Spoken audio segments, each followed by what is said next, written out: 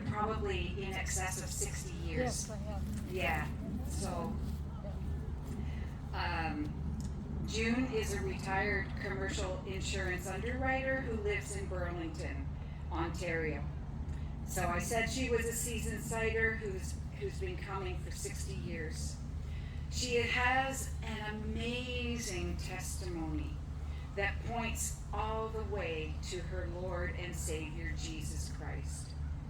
I don't want to say anything about her testimony. I'm going to leave that up to June. So please give June Smith a Fairhaven's welcome. And during June's message, she has a little surprise from her son, Ron.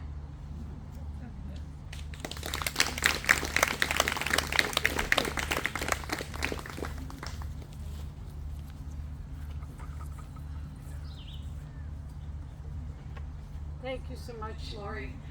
You know, I told Lori just a little while ago, she's one of the bravest women I've ever known. She's very courageous. And she has asked me to speak several times, which speaks to her courage.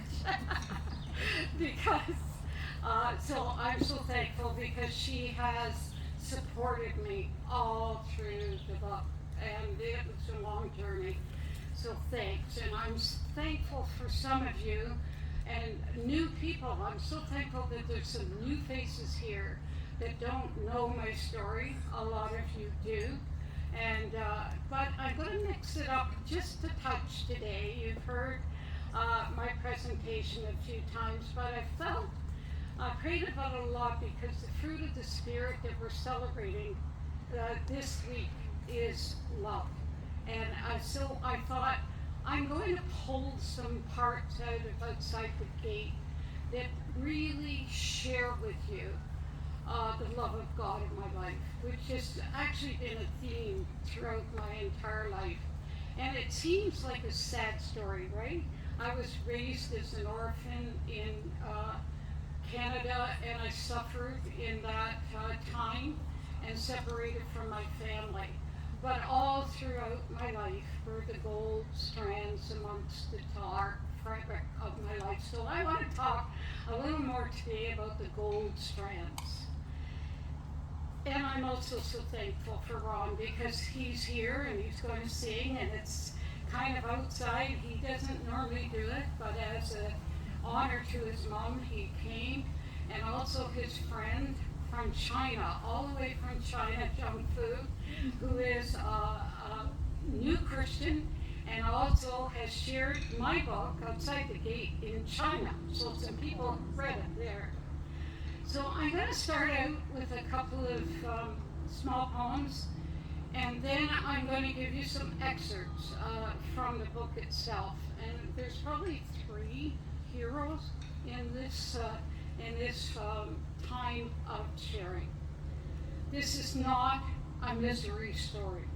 It is a story about the power of God and His love.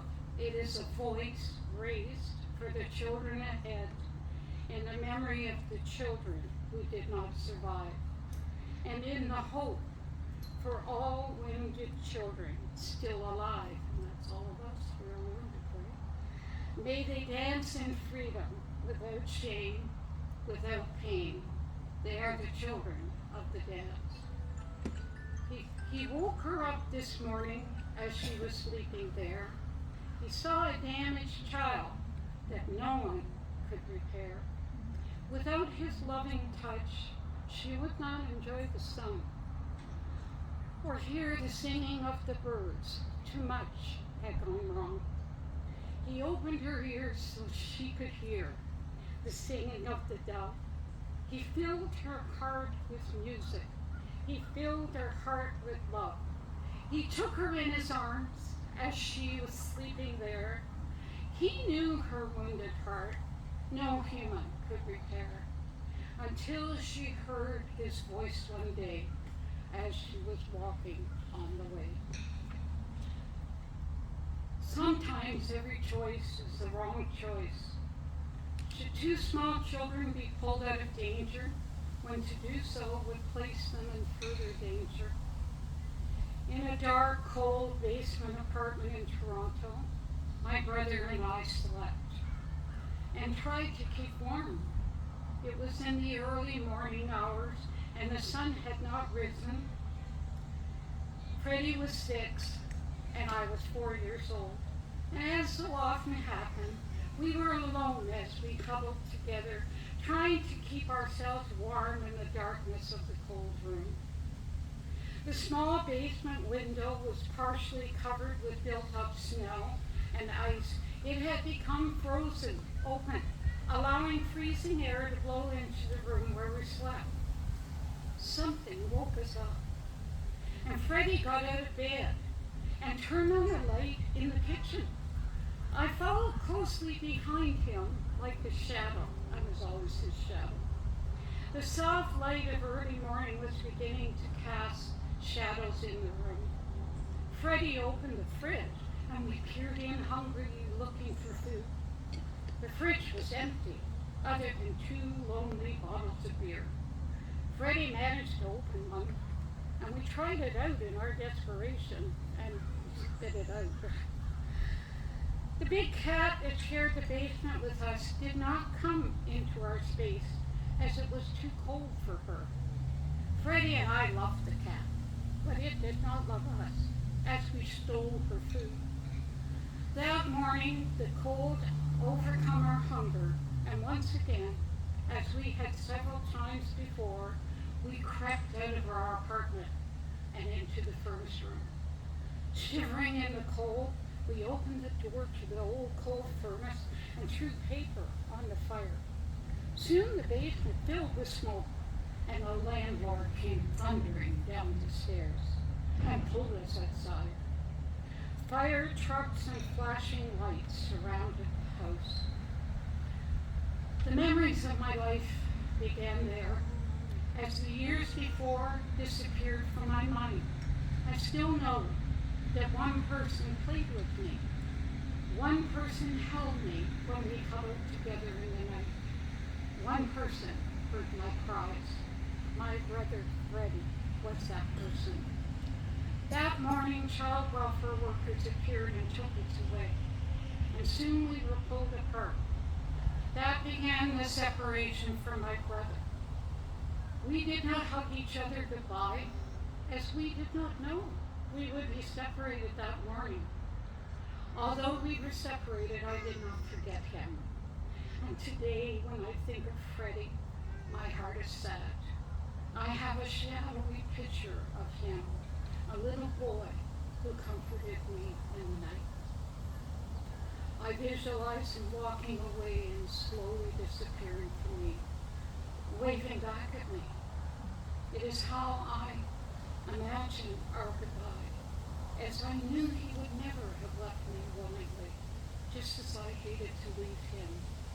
He disappeared in a fog of time. Predators waited in the darkness for us, far worse than hunger or cold and dirty dishes in our motherless flat, larger and darker than the rats that roamed our apartment at night. Waiting in the wings of my story is my first hero. She will make an appearance now. Miss Julie is my first love. In the first year of my separation from my family, I was moved 12 times. Hard to imagine, but noted in the files I was able to obtain. I was having a hard time as a child adjusting to all this. I was showing signs of trauma. My moods would swing from overexcitement to withdrawal, and sometimes I just wandered away. A little 5-year-old lost and confused. Testing was done by the Toronto Psychiatric Hospital, and it was determined I needed some help to adjust to the loss of my family prior to being adopted. I was moved to the Salvation Army orphanage when I was 5 years old. Are they coming back today? I would wake up with that question and fall asleep with tears of disappointment. Day after day went by. and I was not given the answer to why my mother and my brother were gone. My files indicate that I kept asking, and no one answered. I was a child filled with grief and confusion. I would often wander off looking for my family. I would sing my wandering song. I search for miles, cry or smile, for my mommy and daddy. I want them, you know, I love them so. Through the fabric of my childhood, the gold threads kept weaving in and out, which one day would form a rope that would lift me out of the abyss. The orphanage in Miss Julie was one of those gold threads. When John Lennon wrote the song Strawberry Fields Forever, he was inspired by his days as a young boy when he climbed the trees surrounding the nest, the fond name used to describe the orphanage run by the Salvation Army. Where I ended up was in the Toronto Salvation Army Orphanage in Broadview Avenue. The 75-year-old home had 21 rooms and was large enough for 35 girls. It was surrounded by beautiful trees. Grief was still alive in me when I entered the orphanage at 5 years of age. I will only be here for a little while I comfort myself. Soon my mother and Freddie will be back with me again. The day I arrived, a young woman named Miss Julie welcomed me and showed me around. At night, we went to sleep with warm milk and cookies in our bellies. Hunger faded from my memory. In the night, lying in my bed with my eyes closed, I heard one of the women quietly approach my bed. I opened my eyes like slits and pretended I was asleep. She said a soft prayer over me and whispered my name in the prayer. She knew my name. And then she gently turned me over and rearranged the blankets over me.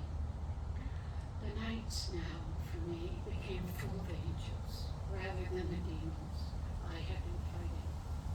I felt these women walking with the soft glow of the lights in their hands were really angels visiting me in the night. Their whispered prayers made the demons slither away. This was new, and I soaked it up. In my memory, every woman at the orphanage was Miss Julie. When Miss Julie gave me a hug, she would often sweep me up in her arms and hum a soft little song. And the hug would stretch longer as she held me and rocked me gently in her arms. When he cometh to make up his jewels, all his jewels, precious jewels, his love and his own. Like the stars in the morning, his bright crown adorning, they shall shine in their beauty, bright gems for his crown. Little children, we love their reading, all the jewels, precious jewels, his love and his own. Miss Julie, who I met that day, is the first hero of my story. Miss Julie taught me how to pray. It was likely Miss Julie who introduced me to my only Father, Jesus Christ. I learned my first songs at the orphanage. Miss Julie taught me how to dance. She would grab my hands and we would swirl around and dance and sing, "Can the little girl dance? Can the little girl dance?" Standing in front of a large picture of Jesus with a child on his lap and children around him, I asked myself the question, what would it be like to be loved like that? The man became the dad of my heart. Miss Julie was my mom, and he was my dad. The girls were my sisters. My brother was just away for a little while, But he would come back to me one day. I made up my own dreams. I would stare at the picture and get lost in it, imagining jumping into the sea, joining the laughing children around him, and feeling his arms around me. I adopted him as my imaginary dad. My own father had died when I was a baby. One day I would leave the orphanage. The memories provided me with a foundation. It did not prevent the darkness ahead. But as we remember the sun in the middle of a dark winter, I would not forget the light of those years. In those days to come, I would long for the new spring and life to return to my frozen world. At 8 years of age, I tearfully left Miss Jo and the orphanage to enter foster care. In my book, I describe in detail my experience there, where unfortunately I encountered severe abuse that crossed the line to torture. I give you a brief excerpt from that section. In this excerpt, I introduce you to another hero. Perhaps an angel, unaware. The scene takes place after a severe beating from a cruel foster mother. I was 13 years of age. Full of pain, I managed to stand up. My legs buckled under me. I steadied myself with my hand on the bed. From somewhere deep inside of me, I got the energy to run. The brokenness that the foster mother wanted to achieve had broken my body, but not my spirit. My feet whispered softly down the stairs, and I slipped quietly out of the front door. I ran until I was out of breath, and I kept walking. There was no going back, and the future was uncertain. I was too young to be on my own. As shock wore off my body, screamed in me in pain, fueled by fear, I kept walking. One step in front of the other, almost in my sleep. Driving me forward was a warning. If you run again, you will be considered a delinquent, and you will be sent to a place where all delinquent girls go, and you will be shut away in a prison for bad girls. The day was turning into night, and coldness was starting to seep into me. The neighborhood was changing, and the traffic was less busy. Soon I was walking alone and peering into the windows of the dark houses. A house was under renovation, and it was unlit and empty. The window I was looking into was open to the street. I pushed it wide open and climbed through, carefully lowering myself on the floor. Clearing away some of the rubble, I created a space to lay down. Out of an old paint-stained cloth floor cover, I managed to make a pillow for my head. Wearily, I lay down, curling up into a ball. I was soon asleep. It was pitch dark when something woke me. Startled awake, I heard a tapping on the window, and I sat up with my heart pounding. Miss, you better get out of there, or the police will arrest you. His urgency got me up. My body was screaming at me due to sleepiness and pain. I moved gingerly over the rubble on the floor and looked up at the white face of a man in the window, peering at me. Come with me, he said. I hesitated, uncertain for a moment, but I was too tired and cold to resist. He appeared kind, and his soft voice filled in the void of loneliness and desperation. My fear of being arrested extinguished my fear of the stranger. He reached his hand to the window and grabbing his hand, I managed to climb out in a semi-stupor. He took my hand gently and led me to the house next door. We went inside and walked up the narrow, dark stairs. The warmth of the house enveloped me.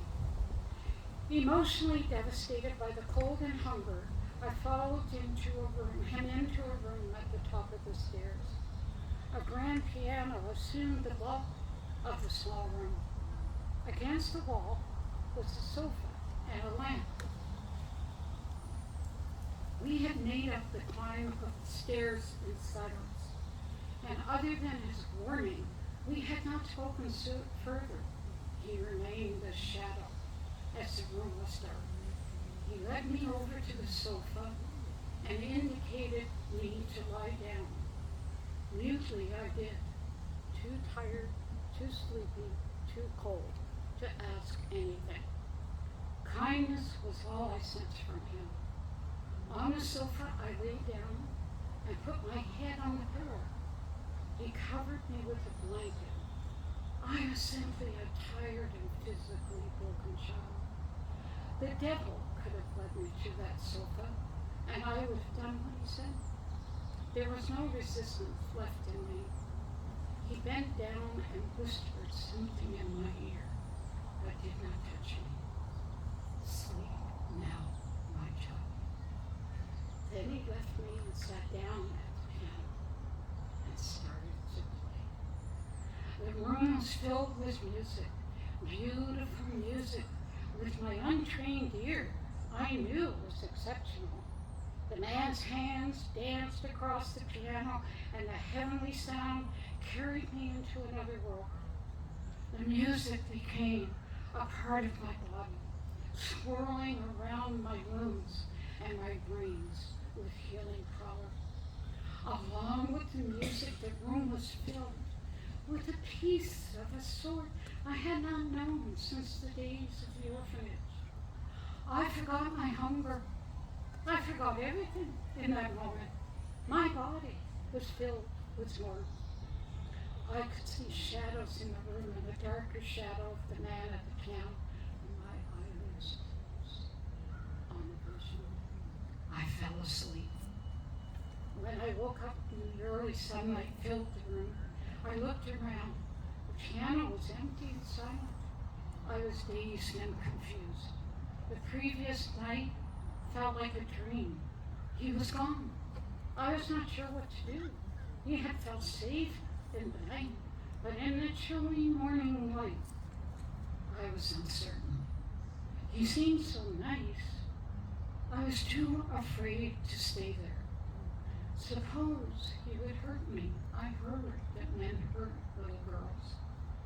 If I stayed, I knew I had to leave the alluring safeness of that room, and it was alluring me. So I steeled myself against that. I was afraid it was a trap, so I decided to leave. Back down the narrow stairs I went, and out the front door into the sunlight of the morning. Was he an angel unawares? I never saw the man again, but he took a child under his wings and played heavenly music in that dark and cold night. That is a true story, by the way. My journey continued as I ran from the darkness that threatened me. Now, we're taking a little musical break with my son. He's trying to give us before I finish up.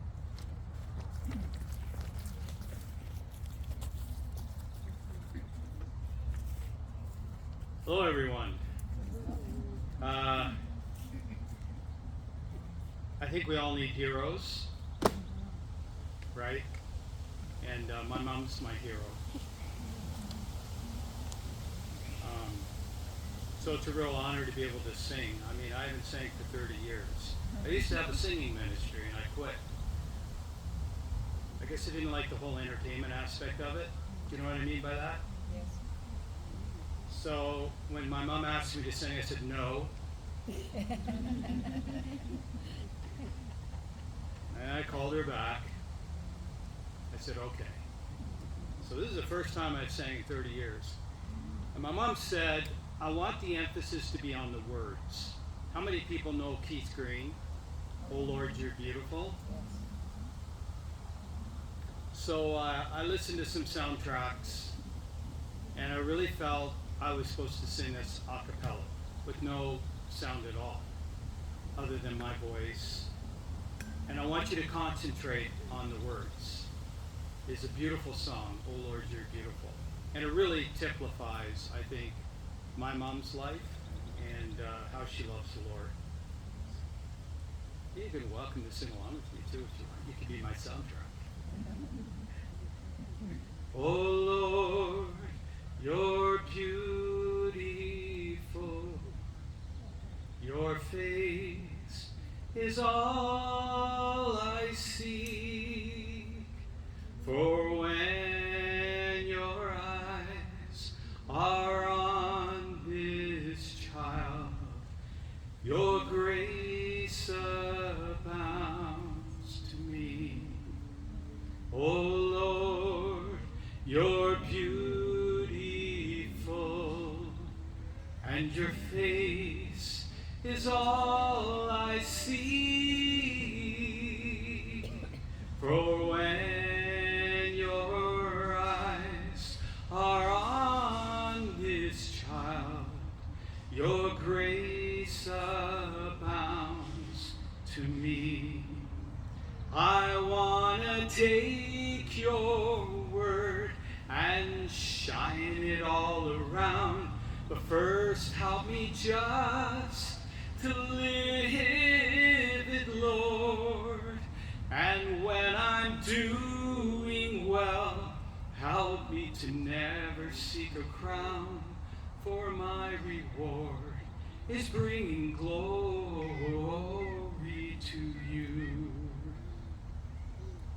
Oh Lord, please light the fire.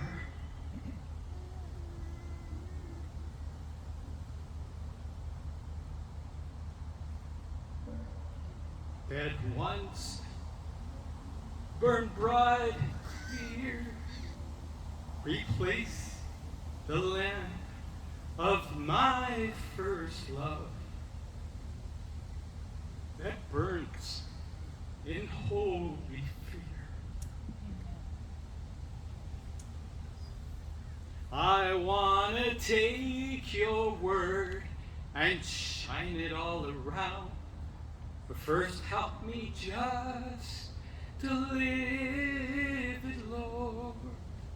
And when I'm doing well, help me to never seek a crown, because my reward is bringing glory to you. Oh Lord, you're beautiful,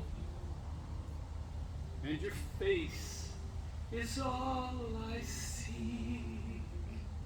For when your eyes are on this child, your grace abounds to me.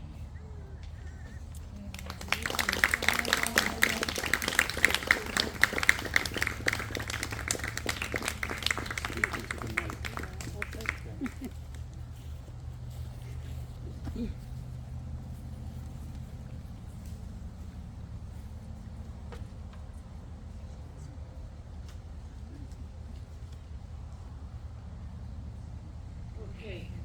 Have you been able to hear me? Ron tells me to speak into the mic, so I'm going to do it better. So I'm going on now with the next hero.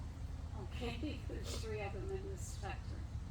At the age of 14, I was incarcerated at the infamous Grandview School for Girls, located near Cambridge, Ontario. My book gives you more description of the place, which became the subject of a class action suit, which was brought forward from the survivors of the school. Jim Flaherty apologized on behalf of the government in 1999 to the survivors of the school. A settlement was made of several $million. The next hero is Miss Bell, and she's a teacher, and I'm in the school. So one day, she asked me to step outside the classroom. And she said, okay, so we went out to the hallway. I was intrigued and curious and a little scared. Had I done something wrong? It seems like I always doing something wrong. June, I've noticed you enjoy reading, and I think it would be nice if you took part in a public speaking contest. The local high schools in the area have one every year.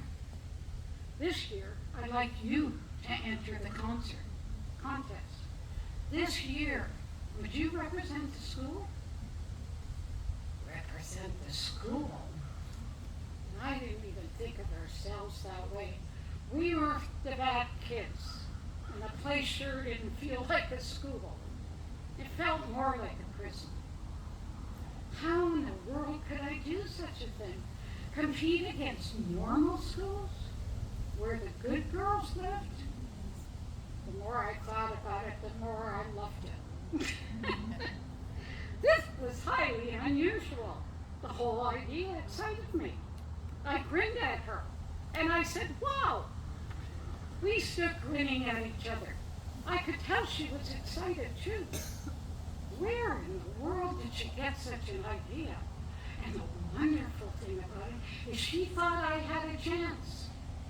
The moment felt like sun bursting through dark clouds. I stepped back, hardly believing what I was hearing. In a moment, overwhelmed with the whole idea. Could this be possible? Okay, I said. Miss Bell started to give me the rules. I stood silently nodding my head. Didn't like rules very much, but she gave me these rules. You must deliver a speech to qualify before a panel of judges, and then on the night of the contest, you will give a 3-minute impromptu speech. You will choose from a choice of 3 titles. The impromptu speech will be delivered in front of an audience of teachers, parents, and kids at a community hall. The contestants will come from the schools around Gulf. She touched my arm as she continued in a gesture of encouragement and affection. It was a rare event. In that moment, I was putting in her hands and would have agreed to anything she suggested. It was daunting to live on a campus that was excluded from society and take part in a contest against kids who lived inside the gate of society. I lived outside the gate. I started to think of how I would look to them and how different I would appear. This would not be a level playing field. Remain calm, Miss Bell said as she watched the expressions of worry cross my face. Calm? I was a bundle of nerves. I read my prepared speech to the judges, and I was accepted to enter the final competition in front of an audience. My school was aware of what I was doing. This was the first time I saw interest from the matrons. Arrangements were made for some of the girls to attend the event. Attention turned to my appearance. Miss Bell used her influence, and a box that had been put away was pulled out. Now there's a story around that box, and I don't want to get too involved, but when I was in one of the abusive foster parents, in order to put on a show to the CAS workers, she would pull out this beautiful dress and pull out, see what I've made for June, and also the patent leather shoes, but I never wore them. They hung up in the closet and I never wore them. But when I left that place, they were put in a box for me. She would have never thought how that dress and those shoes would be used. I pulled the black crepe dress with white polka dots out of the box. I was excited because for once in close to 2 years, I would be able to remove the uniform-like clothes I wore every day to that school. As I pulled that dress over my head and put on the shoes again, I was transformed. My heart was filled with joy. When a person is as wounded as I was shocked that the wounds did not show. Instead, I looked in the mirror and I saw a young teenage girl.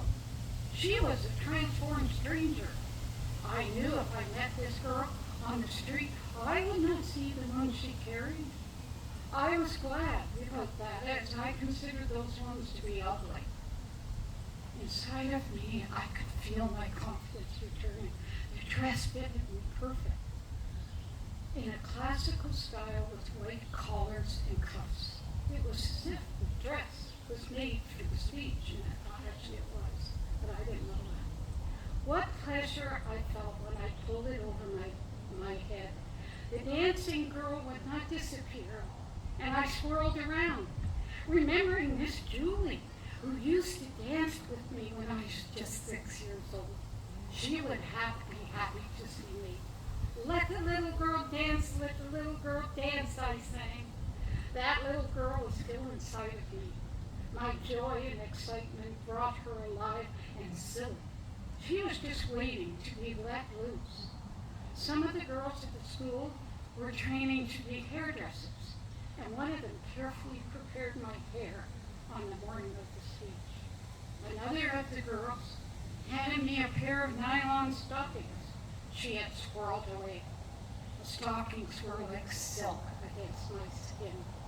I removed the ugly school shoes and placed the patent leather shoes on my feet. We were all excited, and for once the staff dropped their surly expressions and their faces softened into smiles. This was all Miss Bell's doing. It was a wonderful time, but my heart was full of butterflies and what ifs. What if I lose? I asked the question of Miss Bell. What if I lose? You do not do this thinking of that, she said. If I win, will I be released early from the school? I'm not sure, she said honestly. It can't hurt. The contest was held in a large community hall. The other girls and some staff from the school settled down into the front rows. I had no mom to watch it close, but I imagined Miss Julie was sitting there. Miss Bell was there. The auditorium filled up with other parents and kids and even a journalist representing the local newspaper. There were 3 finalists, including myself. In a small room off the side of the auditorium, a young man held out a basket with folded slips of paper. On each slip held a type of a piece. We each took 3 and were instructed to choose one. I chose immediately the House of Tomorrow. The other 2 contestants took their turn. I was to go last. I did not listen to them. I had the opportunity to share my dream and focus on what I wanted to say. My turn came. I walked out to the platform and stood at the microphone on rubbery legs. My veins were on fire. I kept my glasses off to blur the room. I didn't want to see these people very well. My voice sounded clear and distinct. My hands were clenched, and I stood stiff with resolve. The highlights of that speech remain in my memory as they described a world I had imagined in my mind. In the long, slow hours when I was imprisoned in an isolation cell. In the dreamless hours of long nights when I was wounded and unable to sleep. I imagined that world. a new world in the morning coming on. That night I was given a voice. Nights of loneliness and fear were the catharsis of the speech. The words spoken came from that source. I spoke of a dream house of tomorrow. I had read about that house a long time ago. Miss Julia told me that in my Father's house are many mansions, and he had gone ahead to prepare a place for me.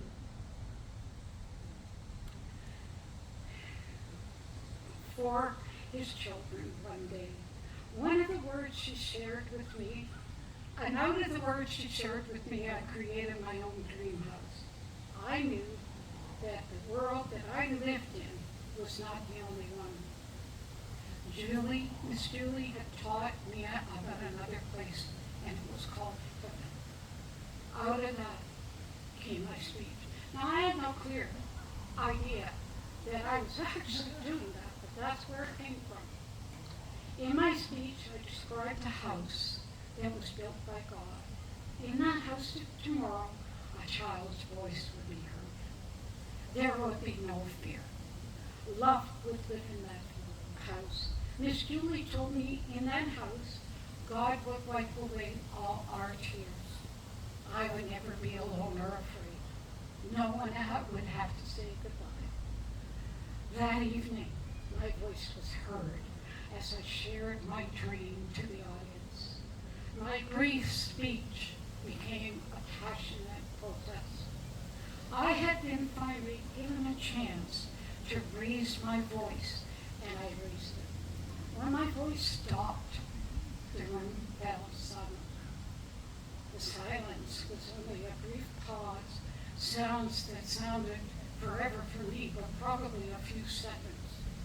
There was a rustling influence.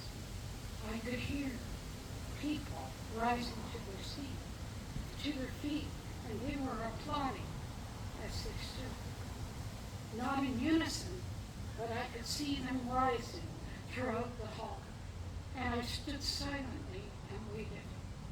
The applause rose and pushed me back with its volume, because the girls from the school started to shout out. Now, a lot of other kids joined them, and the auditorium resonated with the sounds of cheering. My face was burning with emotions of joy and relief at their reaction, and I stood in front of them for another moment or two. I could see Miss Bell and the girls from the school standing there, and some of the girls were jumping up and down. I kid you not. We were all kids, after all. I watched them in the blur of my nearsighted eyes. I could see them jumping and waving their hands.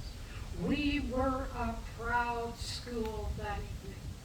My heart knew that this was something special for all of us. We were outsider kids, but for a moment we thought that the gate had opened a crack. I won the competition and a memorial of that day. For many years, I carried the memorial, which is a little brass plaque, and also a newspaper clip about that night. And over the years, I've lost it, but I carried it for a long time. This Bell wrote a formal letter to the school recommending me for further education, which they ignored. But anyways, I kept the letter in the mail. My life ahead would be filled with many challenges, but always and never forsaking me was the God of love. Now I'm going to finish up with a poem I wrote, and your volunteers are going to give you a handout of this poem. The power of love. The power of love is not strained. When all is finished, love still remains. On the cross, where he loved me first, he bore my shame and broke sin's curse. When I surrendered on my knees, sweet forgiveness came to me. In the garden of endless delight is the fragrance of Jesus Christ. All my life is a mystery that God would love a child like me. Such grace, such mercy, undeserved. My Lord Jesus loved me first. My heart was broken, I fell down. I had no hope for heaven's crown. I ran from God and lost my faith. When I was finished, grace remained. When love broke through to my cold heart, the fire of love made hate depart. All my demons were cast from me. Now born anew, I am set free. The power of love is not strained. When all is finished, love remains. Such grace, such mercy, undeserved. My Lord Jesus loved me first. Thank you very much.